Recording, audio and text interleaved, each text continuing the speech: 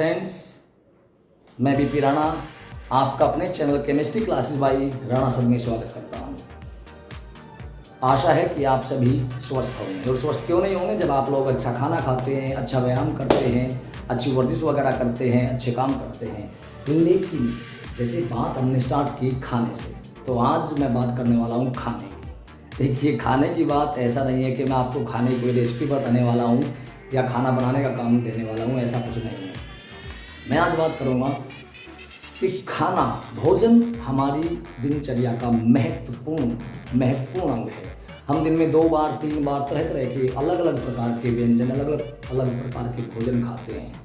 लेकिन क्या आपने कभी सोचा है कि खाना खराब क्यों हो जाता है? खास करके शादियों में, जब हम जाते हैं शादियों में और देखते हैं कि भाई खाना ख़राब हो गया है। आपने न्यूज़पेपर में, टीवी पर, मीडिया पर बहुत बार देखा होगा कि किसी शादी में खाना ख़राब हो गया और लोग खाना खा करके बीमार पड़ गए। ऐसा क्यों होता है? इसका केमिस्ट्री से क्या रिलेशन है? एक शादी में हर इंसान एक शादी में अपना बेस्ट खाना बनाता है, बेस्ट प्रोडक्ट लेकर के आता है, लेकिन उसके बावजूद भी खाना ख़राब क्यों हो जाता है? क्या कारण है इसका? केमिस्ट्री से इसका क्या संबंध है? आज हम इसी टॉपिक पर बात करने वाले हैं। तो देखते रहिए मेरे साथ chemistry classes by Rana sir. Welcome again in my channel chemistry classes by Rana sir. तो आज हम बात करने वाले हैं कि शादियों में या घर पर भी खाना खराब क्यों हो जाता है। जब हम किसी शादी में जाते हैं या हमारे घर में शादी होती है तो अलग अलग तरह के पकवान, अलग अलग तरह की डिश, अलग अलग तरह के खाने बनाए जाते हैं।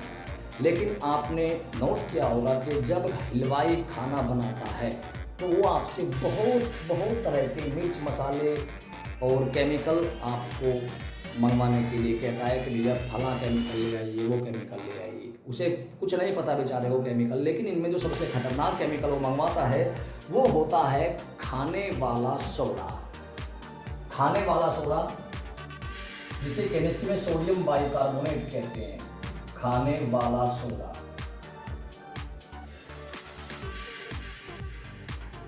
सोडियम बाइकार्बोनेट,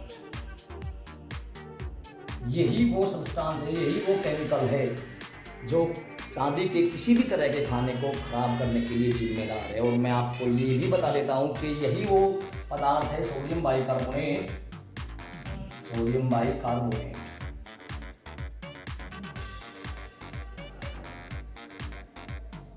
जो खाने को बहुत ही अच्छा बना देता है। हर खाने में लगभग इसी का इस्तेमाल किया जाता है, हर व्यंजन में इसी का इस्तेमाल किया जाता है। उसका रासायनिक सूत्र होता है NaHCO3, सोडियम बाइकार्बोनेट। दुकानों पर जाते हैं तो इसे खाने वाले सोडे के नाम से जाना जाता है। अब होता क्या है, देखिए, जब हलवाई खाना बनाता है, जैसे कि मैं बात करता हूँ छोले, तो छोले पहले भी भिगोए जाते हैं। उसके बाद में जब उनको पकाया जाता है तो मिर्च मसालों नमक के साथ साथ में उसमें सोडियम बाइकार्बोनेट डाला जाता है। इसके अलावा जब हलवाई रसगुल्ले बनाता है, चाहे वो सफ़ेद रसगुल्ले हों या फिर गुलाब जामुन काले रसगुल्ले हों, दोनों में ही रसगुल्लों का आकार बड़ा करने के लिए, रसगुल्लों को थोड़ा फुलाने के लिए इसी सोडे का प्रयोग किया जाता है। जो पूरियाँ बनती हैं वे अच्छी फूल जाएं, इसी का प्रयोग किया जाता है। भटूरे अच्छे बने, इसी का प्रयोग और बहुत ज़्यादा मात्रा में प्रयोग किया जाता है। मैं आपको यहाँ पे इसके पीछे और बता देता हूँ कि एंटा एसिड ये होता है प्रति अम्ल,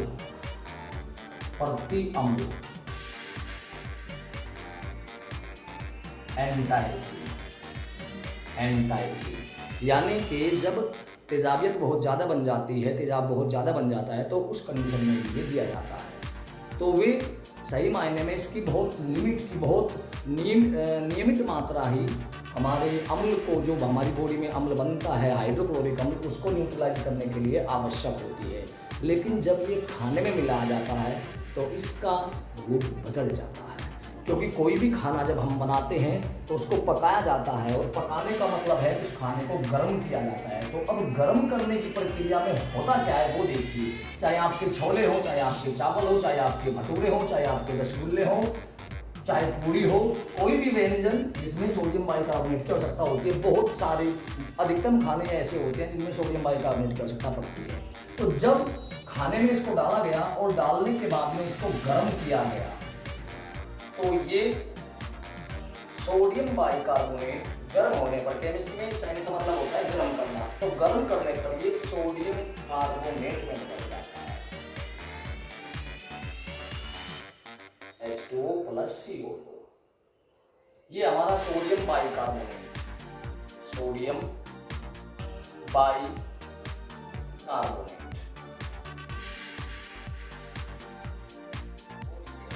हमारा दूसरे वाला जो बनने वाला प्रोडक्ट है सोडियम कार्बोनेट, सोडियम कार्बोनेट, इसको खाने वाला सोडा कहते हैं, बेकिंग पाउडर, खाने वाला सोडा, बेकिंग पाउडर।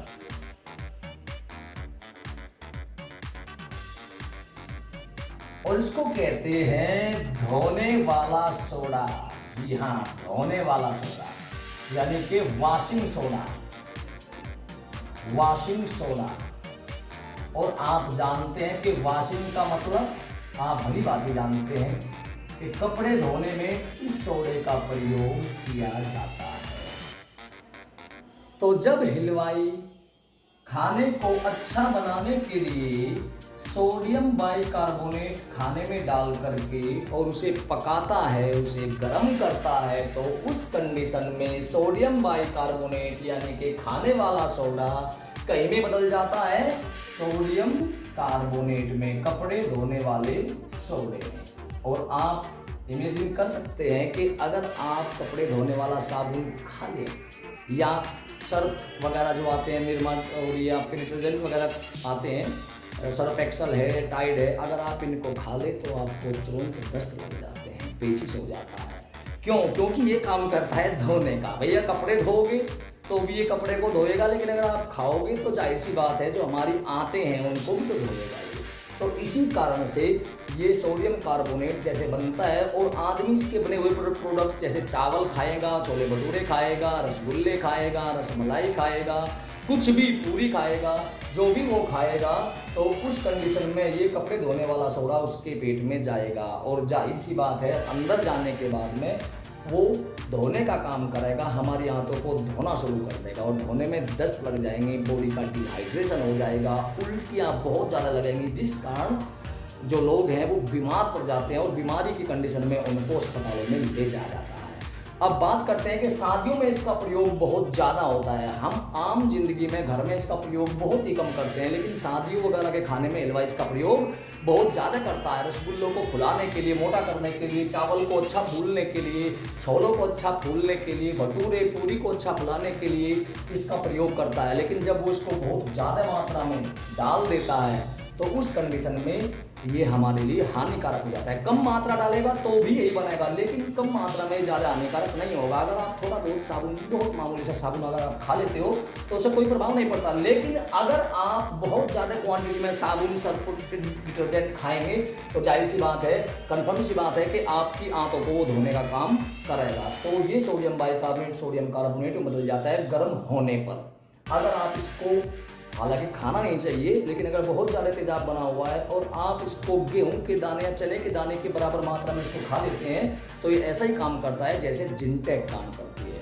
लेकिन आप लोग इस प्रयोग को मत कीजिएगा, क्योंकि आपको अमाउंट का नहीं पता है, आपको ये भी नहीं पता है कि आपका एसिडिटी लेवल क्या है, आपका अम्ल का स्तर बॉडी में क्या है, इसलिए आप इसको यूज मत कीजिए।